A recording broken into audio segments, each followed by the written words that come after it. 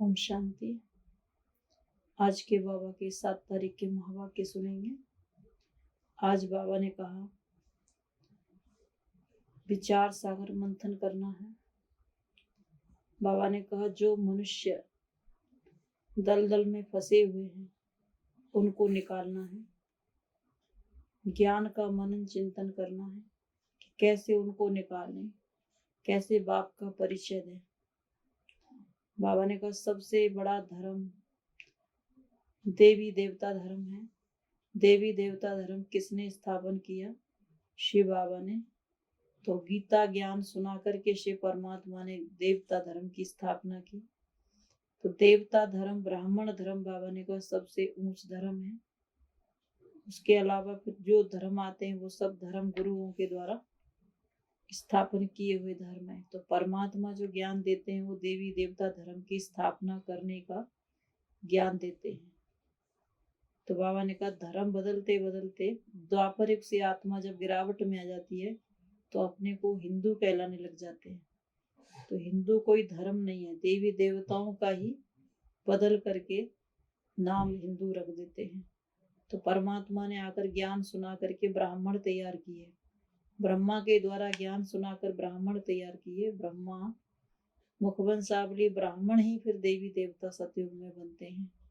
तो बाबा ने कहा मनन चिंतन करो कि कैसे डूबे हुए मनुष्यों को जो दलदल में फंसे हुए उनको मुक्त करें, निकालें। तो आज के महावाक्य हैं मीठे बच्चे। मनुष्य जो बाप को भूल दुबन माना दलदल में फंसे हुए हैं उन्हें निकालने की मेहनत करो। विचार सागर मंथन कर सबको बाप का परिचय दो। प्रश्न, गीता को किस धर्म का शास्त्र कहेंगे? इसमें रहस्य युक्त समझने की बात कौन सी है? तो बाबा ने कहा गीता शास्त्र है ब्राह्मण देवी देवता धर्म का शास्त्र।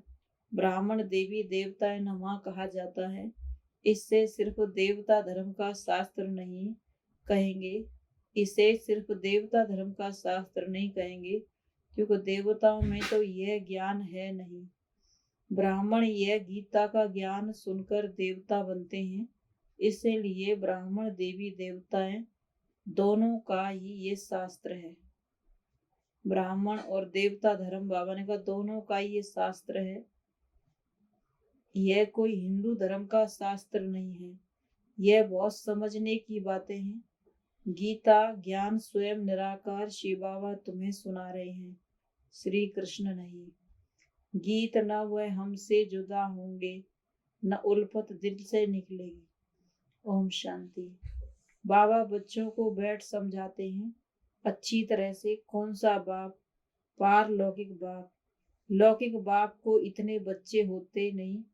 पारलौकिक बाप के इतने बच्चे आत्माएं हैं जो याद करते रहते हैं, हे पतित पावन सर्व के सदगति दाता, ओ परम पिता परमात्मा। तो पिता कहकर पुकारते हैं। परम पिता परमात्मा निराकार भगवान उवाच। निराकार परमात्मा तो एक ही होता है ना, दो नहीं होते। बच्चों की बुद्धि में बैठा है कि ऊंचे से ऊंचा भगवान है। वह कहाँ रहते हैं? जहाँ आत्माएं रहती हैं। ईश्वर प्रभु भगवान कहने से सुख का वर्षा लेने की बात नहीं आती। बाप कहने से वर्षा याद आता है। बाबा ने कहा परंतु मनुष्य बाप को जानते नहीं। भारतवासी ड्रामा अनुसार रावण पर अपनी बाबा ने कहा भारतवासी ड्रामा अनुसार रावण मत पर अपनी दुर्गति करते हैं। तो पहले पहले ये समझाना है कि ब्रह्मा विष्णु शंकर सूक्ष्म शरीरधारी हैं, मनुष्य स्थूल देहधारी है। परंतु स्थूल व सूक्ष्म देहधारी को बाप नहीं कहेंगे। बाप परम पिता परमात्मा निराकार को कहा जाता है। भूल क्या हुई जो दुर्गति हुई है? बाप द्वारा सच्ची गीता सुनने से सदगति होती है। तो कोई को भी पहले पहले बाप का परिचय देना है, यह मूल बात है। परंतु कोई की बुद्धि में बैठता नहीं है।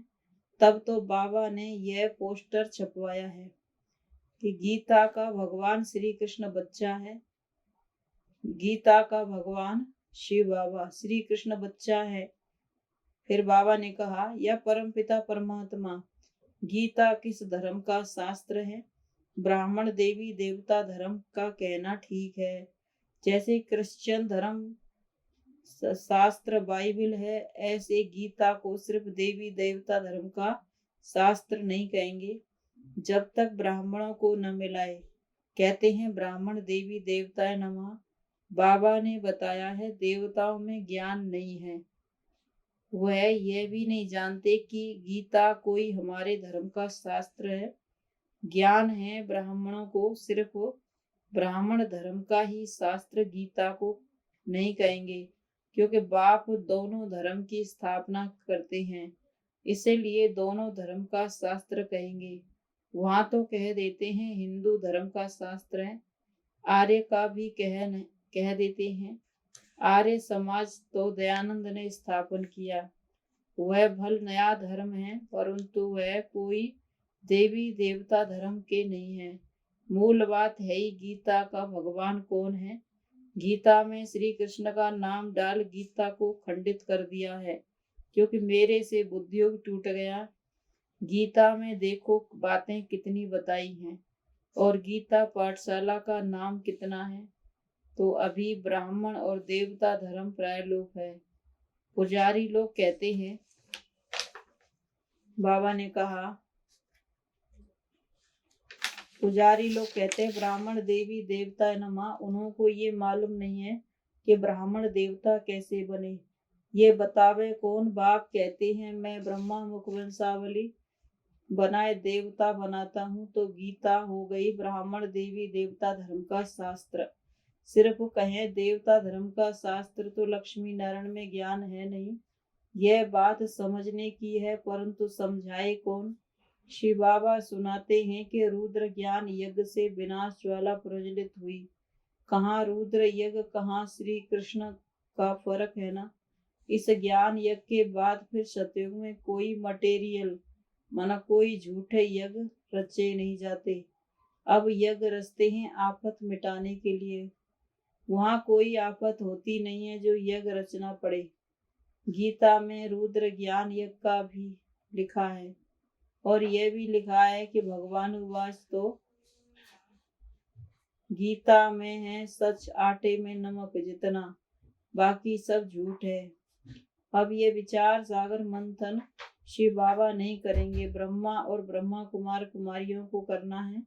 इस समय मनुष्य तो धुवन में फंसे हुए हैं। बहुत धुवन माना दलदल से निकलने में बड़ी मेहनत लगती है।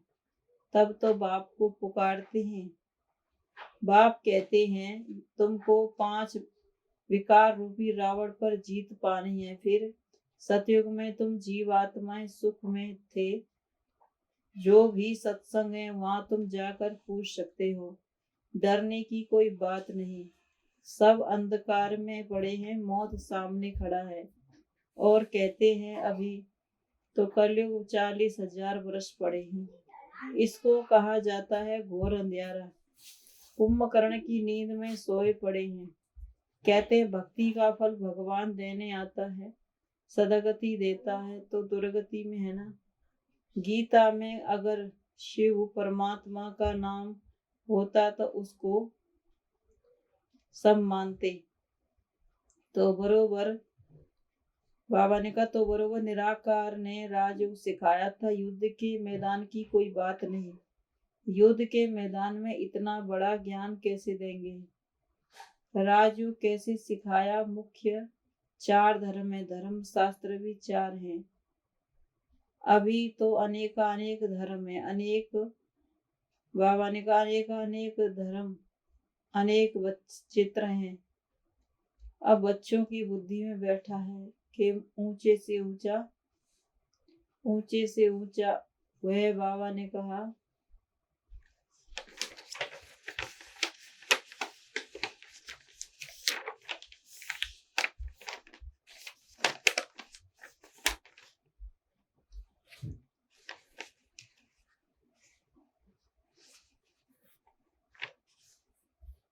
युद्ध के मैदान की बात नहीं है। तो बाबा ने कहा अभी अनेकानेक धर्म है, अब बच्चों की बुद्धि में बैठा है ऊंचे से ऊंचा शिव बाबा है। फिर नीचे आओ ब्रह्मा विष्णु शंकर, फिर साकार में लक्ष्मी नारायण, फिर पूजा कर डुबो देते हैं। देवियों की पूजा कर डुबो देते हैं तो गुड्डे गुड़ियाओं की पूजा हो गई ना, क्योंकि उनका ऑक्यूपेशन कोई जानते नहीं है। उनकी महिमा है पतित पावन। तो कैसे पावन आत्माओं कैसे आकर पावन बनाते हैं आत्माओं को। अभी तो तुमको जागृति आई है, वहां जगा कर, बाबा ने कभी तो तुमको जाग कर जगाना है, अर्थात बाप का परिचय देना है। बाप को जानते नहीं है, सिर्फ पैसा कमाते कथा सुनाते रहते हैं। इससे क्या हुआ, तुम विद्युत मंडली में भी जाकर बच्चों को इस लड़ाई में मरना, बाबा ने कहा लड़ाई में मरना जरूर है। इस रुद्र ज्ञान यज्ञ से विनाश ज्वाला प्रज्वलित होती है। लिखते भी रहते हैं, इतने इतने बड़े बड़े बॉम्ब्स बनाए हैं, तो कल पहले भी इनसे विनाश हुआ होगा। ये सब बॉम्ब्स कोई कल पहले इन्होंने समुद्र में नहीं डाले थे, तो अभी भी विनाश होना है। तो कहते हैं विनाश की बातें, तो कहते भी हैं विनाश काले विपरीत बुद्धि। विपरीत बुद्धि कौन, कौरव और यादव। अंग्रेजी में जरूर छपवाना चाहिए। जहां जहां गीता पाठशाला है वहां बांटते जाओ। पोस्टर पर एड्रेस भी लिखी हुई हो। बाबा डायरेक्शन देते हैं, करना तो बच्चों का काम है। लिखा हुआ है ब्रह्मा से, लिखा हुआ है शिव बाबा, तो शिव बाबा भी बाप, ब्रह्मा भी बाप, परंतु बच्चों को वर्षा शिव बाबा से मिलना है, ना कि ब्रह्मा से। ब्रह्मा को भी तो उनसे ही मिलता है। बाबा ने बहुत समझाया है, गीता मैगजीन भी पहले पहले बाप का यथार्थ परिचय लिखो। तो बाबा ने कहा जो ब्राह्मण बनने वाले होंगे उनको झट तीर लगेगा, नहीं लिया तो फेंक देंगे, पर्चा नहीं लिया तो फेंक देंगे। जैसे कोई बंदर को किताब दो तो एकदम फेंक देगा, समझेगा कुछ नहीं। बाप कहते हैं कि यह ज्ञान मेरे भक्तों में, बाबा ने कहा मेरे भक्तों को गीता पाठियों को देना है। उसमें भी जिसके भाग्य में होगा वह समझेंगे। तो बाप कहते हैं यह तो है ही नरक। यहाँ जो भी बच्चे आदि पैदा होते हैं, एक दो को दुख देते रहते हैं, एक दो को काटते हैं। तो बच्चे जानते हैं आज नरकवासी फिर कल स्वर्गवासी है, कल फिर बाबा ने कहा आज नरकवासी फिर संगमवासी बनते हैं, कल फिर स्वर्गवासी बनेंगे, इसीलिए पुरुषार्थ कर रहे हैं। अच्छा मीठे मीठे सिके लदे बच्चों प्रति माता पिता बाप दादा का याद प्यार, गुड मॉर्निंग। रूहानी बाप की रूहानी बच्चों को नमस्ते। हम रूहानी बच्चों की रूहानी माता पिता बाप दादा को गुड मॉर्निंग और नमस्ते। बाबा नमस्ते। रात्रि का क्लास है। ऊंचे ते ऊंच एक भगवान माना फादर। किसका फादर? सभी जो आत्माएं, उन सभी का, जो भी मनुष्य मात्र हैं उनमें जो आत्माएं उनका फादर। अभी सभी आत्माएं जो पाठ बजाने आई हैं, बाबा ने कहा सभी आत्माएं जो के पाठ बजाने आती हैं वो पुनर्जन्म जरूर लेती हैं।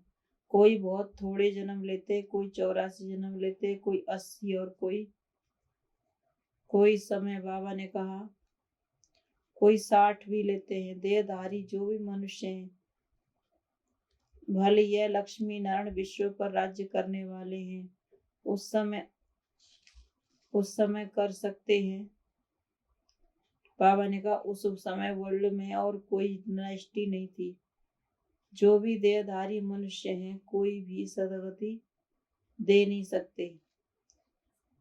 पहले पहले स्वीट साइलेंस होम, फिर स्वीट राजधानी। बाबा ने कहा सभी आत्माओं का घर परम धाम है, वहां सभी रहते हैं। बाप ऊंचे से ऊंचा है, रहने का स्थान भी ऊंचा। बाप कहते हैं मैं ऊंच हूँ, ऊंचे ते ऊंच हूँ, मुझे भी आना पड़ता है। सभी मुझे पुकारते हैं, जो भी मनुष्य मात्र हैं, पुनर्जन्म जरूर लेना है। यहाँ बाबा ने कहा सिर्फ एक बाप की बात नहीं, पुनर्जन्म तो सभी को लेना है। कोई पुनर्जन्म जरूर लेता ही होगा, सिवा एक बाप के। बाबा ने कहा एक बाप ही पुनर्जन्म रहित है। पुनर्जन्म तो सभी को लेना ही है। कोई पढ़ता है, बाबा ने कहा कोई पढ़ता है, अभी अभी पढ़ाई यहाँ मौजूद है। पढ़ाई में कोई पढ़ाई, बाबा ने कहा वापिस तो कोई जा नहीं सकता। पुनर्जन्म लेते हैं तब तो वृद्धि होती है ना। पुनर्जन्म लेते लेते इस समय आत्मा, बाबा ने कहा तमो प्रधान बन गई है। बाप ही आकर के नॉलेज देते हैं। बाप है पीसफुल एवर प्योर। तो बाबा ने कहा बाकी इम्प्योर हैं, बाकी मनुष्य मात्र तो प्योर इम्प्योर बनते हैं। लक्ष्मी नारायण डीटी डायनेस्टी, बाबा ने कहा सतयुग की दुनिया के फर्स्ट हैं, इनके ही पूरे 84 जन्म कहेंगे, या इनको ही पूरे 84 जन्म लेने पड़ते हैं। पुनर्जन्म यहाँ ही लेते हैं। फिर अंत समय सभी धर्म स्थापक यहाँ हाजिर हैं। बाकी थोड़े हैं जो आते रहते हैं, वृद्धि होती रहती है। सबका सदगति दाता एक ही बाप है। बाबा ने कहा शांति धाम सुख धाम का मालिक बनाते हैं। तुम पूरे 84 जन्म लेते हो। तुम पहले पहले आए थे, फिर आएंगे। क्राइस्ट फिर अपने समय पर आएगा। इस समय बाबा ने कहा रावण राज्य आसुरी राज्य 84 जन्मों में, बाबा ने कहा विकार 84 जन्मों में विकार पूरे प्रवेश कर लेते हैं। अब बाप कहते हैं तुम डीटी डायनेस्टी दुनिया के मालिक हो। सतयुगी दुनिया के मालिक थे, फिर 84 जन्म, फिर रावण राज्य में तुम भिखारी बने। पुनर्जन्म सभी को लेना जरूर है। धर्म स्थापन कर वापिस चला जाए यह नहीं हो सकता। उनको कहा जाता है, बाबा ने कहा उनको पालना करनी है। गाया जाता है ब्रह्मा द्वारा नई दुनिया की स्थापना, पुरानी दुनिया का विनाश।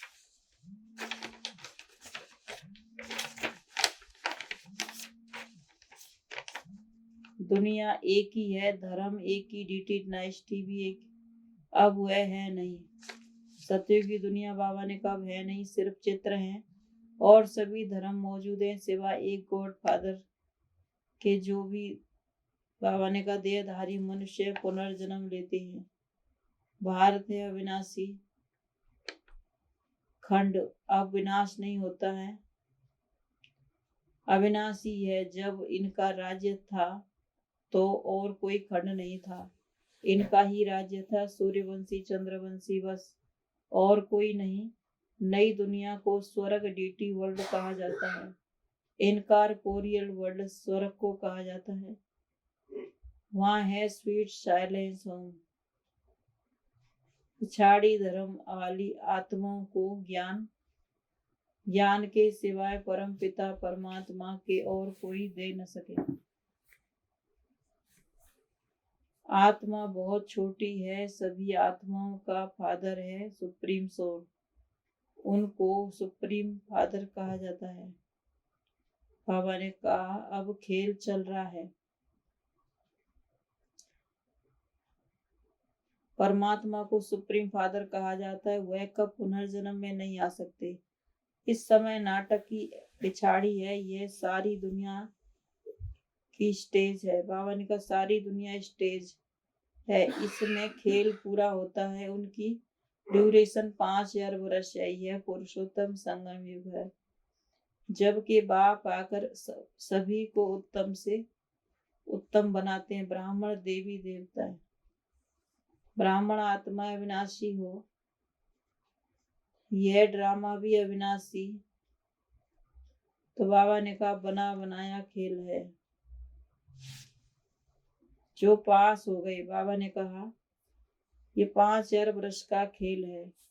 पुरुषोत्तम संगम युग है, जबकि बाप आकर के सभी को उत्तम से उत्तम बनाते हैं। आत्मा अविनाशी है, ये ड्रामा भी अविनाशी है। बना बनाया खेल है। जो पास होकर गए फिर उसी समय पर आएंगे। पहले पहले यह आए थे। लक्ष्मी नारायण अभी नहीं है। सच्चा सच्चा सत्य का संग यह है। अच्छा मीठे मीठे सिकीला दे बच्चों प्रति माता पिता बाप दादा का याद प्यार और गुड नाइट। ओम शांति। धारणा के लिए मुख्य सार है। विचार सागर मंथन कर मनुष्यों को दुवन माना दल दल से निकालना है। जो कुंभकर्ण की नींद में सोए हुए हैं उन्हों को जगाना है। दूसरी पॉइंट है, सूक्ष्म अथवा स्थूल देहधारियों से बुद्धि योग निकाल। एक निराकार बाप को ही याद करना है। सबका बुद्धि योग एक बाप से जुड़ाना है। वरदान है, सच्चे वैष्णव व पवित्रता की श्रेष्ठ स्थिति का अनुभव करने वाले संपूर्ण पवित्र हो।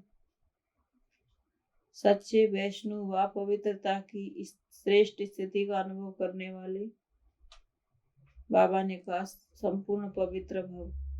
संपूर्ण पवित्रता की परिभाषा बहुत श्रेष्ठ और सहज है। संपूर्ण पवित्रता का अर्थ है स्वप्न मात्र भी अपवित्रता मन और बुद्धि को टच नहीं करे। इसी को कहा जाता है सच्चे वैष्णव। चाहे अभी नंबरवार पुरुषार्थी हो, लेकिन पुरुषार्थ का लक्ष्य संपूर्ण पवित्रता है। और यह सहज भी है, क्योंकि असंभव से संभव करने वाले सर्वशक्तिवान बाप का हाथ साथ है। स्लोगन, सहज योगी वह है जो हठ व मेहनत करने की बजाय रमणीकता से पुरुषार्थ करे। सहज योगी वह है जो हठ व मेहनत करने की बजाय रमणीकता से पुरुषार्थ करे। ओम शांति।